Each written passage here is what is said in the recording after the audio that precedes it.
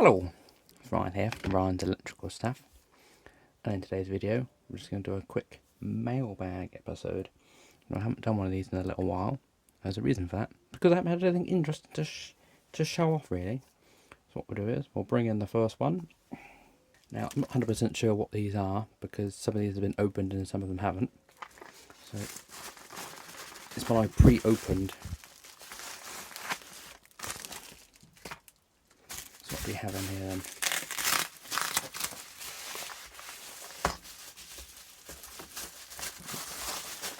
Out the bag. What do we have here?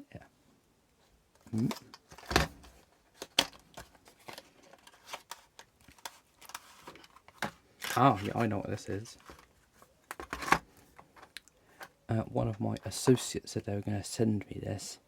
This here is a Mac Mini NAND storage board. These particular people were looking online, and there's been quite a few videos recently of people upgrading storage on Apple Silicon Mac computers. Now these ones, they were looking at one in Mac M4 Mac, and they found a couple of videos saying that if you're going to buy one, buy the cheapest one for like $500 or £500, and then you can do an upgrade yourself for like I think they're like £60 each. There's a chip on each side, I believe. Yeah, chip on that side, chip on that side, for about £60 each, for £120 in total. You can put 1 terabyte storage chips on there, and that comes to £120, where the Apple 2 terabyte storage option is about £900. I think they both said £800, £900. And now looking at that and thinking, one of it is actually doable. So they sent it to me. Lord knows where. I'm assuming they haven't bought an M4 Mac Mini just to take the storage chip out. I'm guessing Lord knows where they got this from. But they said they'd send me one. Could I have a go at it? And obviously, like most things, I guarantee absolutely no chance of success. I don't know how well this comes up on camera, but you can see that there's like black underfill sealant stuff around the edge of the chip. So it's not just taking the chip off, it's about removing as much as this underfill seal around the outside, and then lifting the chip off, and then you've got to do it both sides. BGA chips, which again, BGA chips have their particular challenges by the fact that all the solder pads are underneath and you can't see them, and realistically, if you're going to do a decent job, we want to make the balls as big as possible, so we're going to want reballing. But they said they'd send me one. I didn't actually think they were actually going to send me one, but I suppose at the end of the day,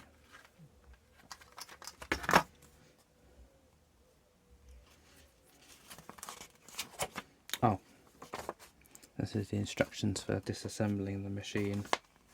Oh, pretty decent instructions actually. You pop a thing around the outside. Comes with a screwdriver, tells what screws are where. Water's all written in Chinese, so that won't help me, but they said they were going to send me it, and I said I'd have a look at it. Whether or not I've got the skill and tools to do it be another thing, but if they're right, and it's not too bad to do, and the chips are only sort of £60 each, so if you could price the upgrade where parts come to the upgrade of 120 quid, and then realistically you could do it in a decent time frame. I suppose you could charge 150, 200 pounds to swap the chips over. It still comes in at less than half of what Apple charged. So yeah, interesting one, that one. Maybe I'll make a follow-up video, maybe I won't, but yeah, I'll just put that back in there without getting damaged. It'll stop me losing it as well, because they're a lot bigger. That's that one. What's next on the pile? The next one is, I've already opened all these to make it nice and easy for filming. What we've got here, we have some carbon brushes for old Dyson motors. Now, I ordered some of these because I was running a bit low. Yeah, the guy online selling, I can't remember how many was in here, was it like 6 or something? 1, 2, 3, 4, 5. Yeah, it's got to selling 5 for £5 including delivery, and I thought, well, that's a bargain, that is. Because it's cheaper to buy them from this guy than it was to buy them direct from the wholesaler sort of thing, so I come out that one there. So yeah, again, these are just solder on jobbies. Nothing too exciting there really. So yeah, that's just a stock item. We don't do that many old Dysons anymore, but shame really, they're decent machines. But I suppose, like everything, they had their day. But there's still a few of it I do a bit of work on now and then, so that's them. Put them to one side. What's next?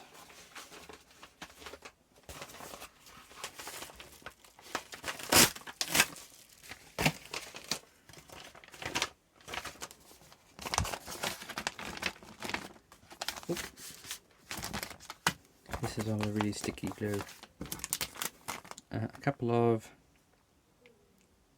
mini flat smudges. One of the things I've been noticing has been quite a few electronics.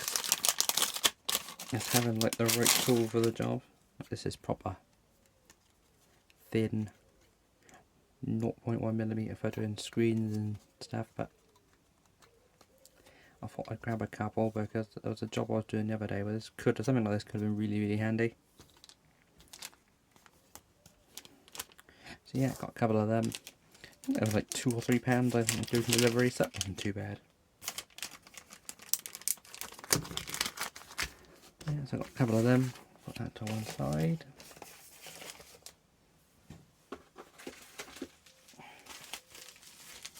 Ooh, this one here I haven't opened. This one has been fairly decent.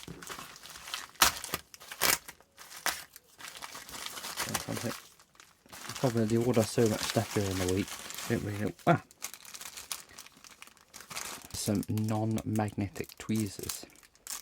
They look fairly decent. They got ceramic tips on the end. I first saw these in a Big Clive video where he was working with some tiny SMD stuff. And quite recently I've been doing quite a bit of really small tiny SMD stuff that looks like, you know, like bits of broken plastic, like tiny minuscule things. And if you use standard normal metal tweezers, what tends to happen is these are actually slightly magnetic, which means the component actually sticks to the tweezers themselves, which when you're dealing with stuff that's absolutely minuscule, it's a right pain in the arse to try and get them off. So I thought I'd invest in a proper set of non-magnetic ceramic tweezers to make the job a bit easier. So I've got 3 of them. I've got a straight pair, slightly bent pair, and a curvy pair. They're quite pricey for what they were. Something about £6 or £7, but again, quality tools are quite expensive.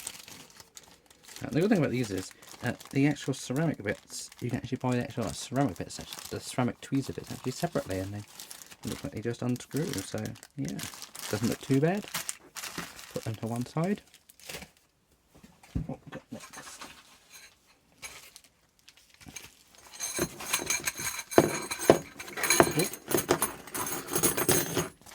Here we have some metal spudger Pro Tools. The thing with like spudgers and Pro Tools currently at the moment, I only have like a few basic ones which get the job done, but sometimes you want something a bit more specialist. In fact, it's the same things. They look similar, don't they? Oh.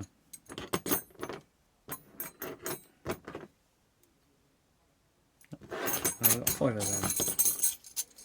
Hopefully they'll come in handy for doing a few little jobs. I don't think these were that expensive. I think they're like £4 or £5, isn't it? Like £1 each, I think. So yeah, got them for doing some...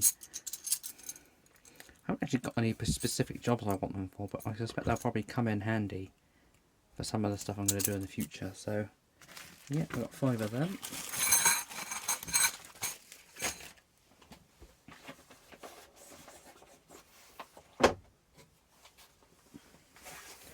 This one here is the big one with all the good stuff in it.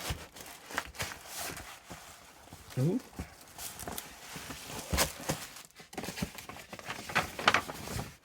Everything. Now I have, just knock the camera. Now I've got an associate who's big into sort of like old radios and television stuff, and he's actually clearing out a hoard of someone, and he made me an offer, and I couldn't say no to.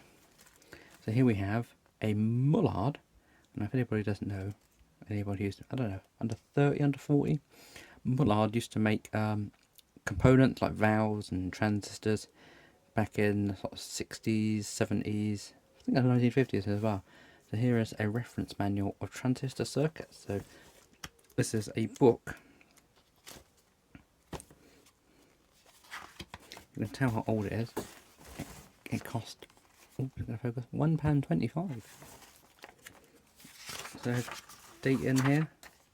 Oh, here it is. 2nd edition, 1961. Printed in Great Britain. Cool. They were the days. That's what we got in here then. Contents, and then we got all about transistors.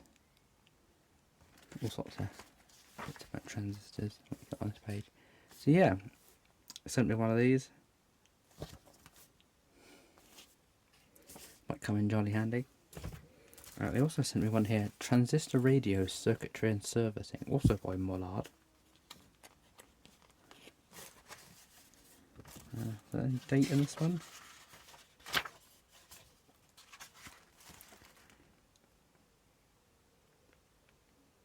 Oh yeah, reprinted 1963, so yeah.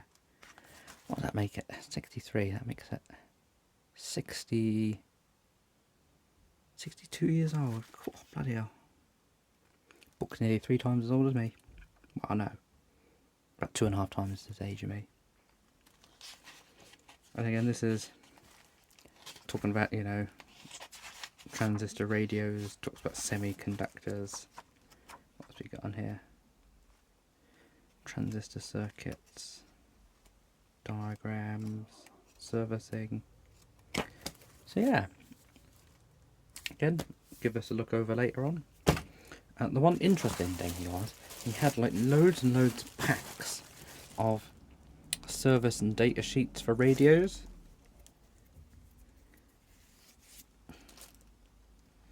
Now a lot of these were for like things I never heard of. So I decided I'd buy all the Bush ones, because Bush radios used to be quite big back in the olden days. And I do believe I've got a Bush radio coming in to have a look at. So what we got here, got TR168. This one's from 1973. Tell you all about it. Wiring diagram on the back. I think the one I got coming in is a TR82, I think. So hopefully there's a TR82 in here. TR175, 178, R44. Ooh, what's this one? R22.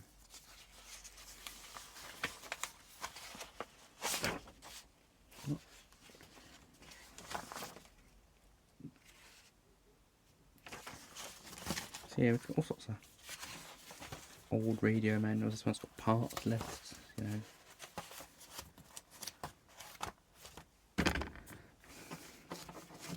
So in total, I didn't pay a lot for them. I think it was like 20 quid for the lot, 2 books and his manuals. And I thought, well, that might come in handy, because it's one of the things I'm trying to look into, get into for old radios and stuff like that. I want to do more television stuff as well. The problem is my workshop isn't really big enough for televisions, really. So yeah, I've got loads of them. Also got that lovely old smell. Yeah, I suspect there's going to be a lot more old radio stuff. Because I say this guy's doing a lot of clearing up of. I think it must be someone who's died or given up. But yeah, he's got loads of this stuff, and he keeps offering me stuff, and I keep saying no. But I have a funny feeling in the end that they're going to get desperate and just stop. It seems such a shame to throw all this away, but unfortunately, you know, these are from the sort of 1960s and 70s. All this sort of stuff, sort of 50 plus years old. Is it really worth keeping stuff 50 years old that you're not going to see anymore? But time will tell. So that's them. I'll put them to one side. Last but not least, I've got all these.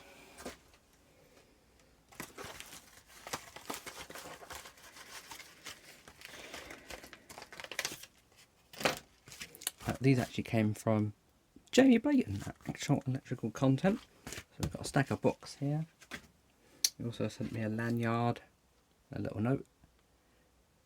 Without support via things people have said to me, it's impossible to fund the making of actual electrical content. He also sent me a grey lanyard. Grey lanyards are exclusively for people that support the production in 2025. I actually sent a couple of things in 2024, but we'll have a look at that. So thanks for whatever you sent me. And then it's actually signed. I think it's been signed. There you go, we've got a grey lanyard. It's actually quite a decent looking lanyard actually. So I'll put that to good use. What he also sent me was a load of old books. So you've got Introduction to PIC Microcontrollers.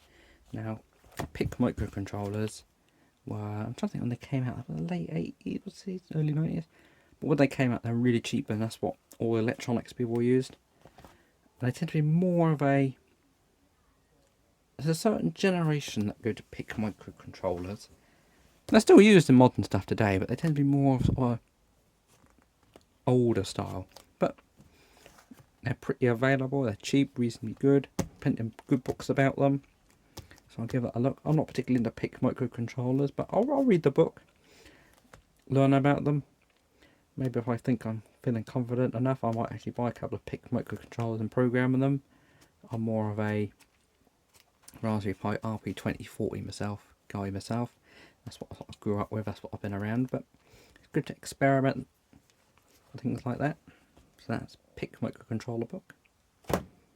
We've got an electronics assembly book. That sort of covers electronics and assembly and stuff like that. Looks pretty interesting. Success in Electronics. This one here is all basically electronics books, but they all sort of cover the basics of circuits and stuff. I'll give them a read. And then we've got Understanding Electronics, which again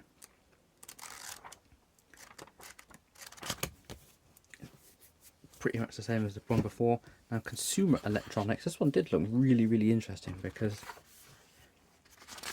the things they're talking about are things like AM, FM receivers, audio tape recorders, I'll line that up. Colour TV, quite sure today's colour TV, monochrome TV, video cassette recorders, digital audio. Ooh. You know, I mean, everything's digital audio nowadays, isn't it? And then we've got telephones. That one actually looks really, really interesting. So I'll give that one a read. And then last but not least, we've got the Towers International Transistor Selector, which is basically like your holy bible of your cross-references of transistors. Now, because I've been looking at that Mullard book, I know that Mullard made a transistor called the OC41. So let's see if we can look up OC41 in the book.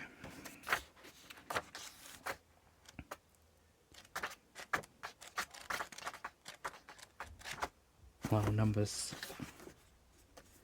It's not B, isn't it? B, D, K, M, M, M, M, M, R, pen.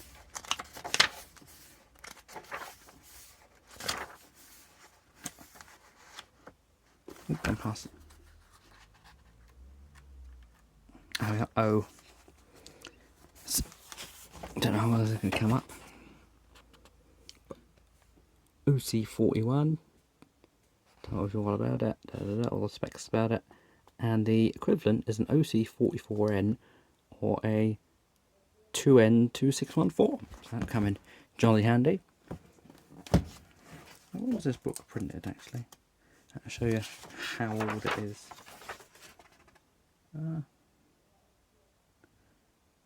Oh, 1996, so it's not massively out of date. And as you can see, it was actually printed fairly local to me in Bury St Edmunds. Now, I personally didn't know there was a print works in Bury St Edmunds, but I guess it must have closed quite a while ago. But yeah, thanks Jamie Blayton for sending these over. The lanyard, much appreciated. Maybe if I feel like it, I'll put one of his links in the description.